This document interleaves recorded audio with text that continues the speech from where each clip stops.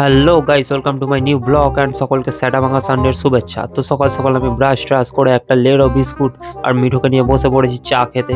কিন্তু প্রবলেমটা হচ্ছে আমার থেকে বেশি এই বিস্কুটটা চা খেয়েছে। এর কি কোনো শাস্তি হবে বলুন আপনারা?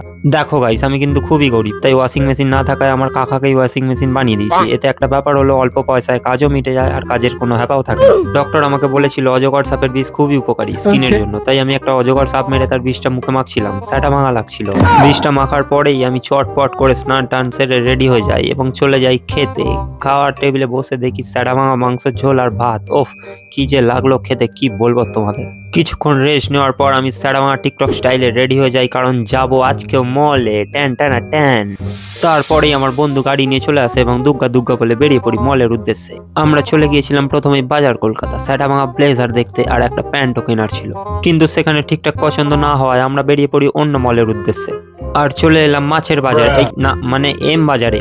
আর গিয়েই আমি এই স্যাটাভাঙা ব্লেজার আর প্যান্টটা নিয়ে চলে যাই ট্রায়াল রুমে। কিন্তু এই ওরে বাবা, কি স্যাটাভাঙা দাম, কিন্তু কিচ্ছু করার নেই গাইস। এই ব্লেজার আর দুটো প্যান্ট আমি নিয়ে নিয়েছিলাম। এই ভাই, তোর তো গার্লফ্রেন্ড নেই, কি সব টেপাটিপি করছিস? রাখ রাখ রাখ রাখ। এত কেনাকাটি মনে হয় আমি দুর্গাপুজোতেও করি না যা আজকে করেছি। আর বাড়ি আসার পথে এই বাসের পিছনে লেখাটা থেকে আমি স্যাটাভাঙা ডিপ্রেশনে চলে যাই। আর এই ডিপ্রেশন নিয়ে আমি বাড়ি চলে আসি গাইস। আর আজকের ব্লগ এখানেই শেষ।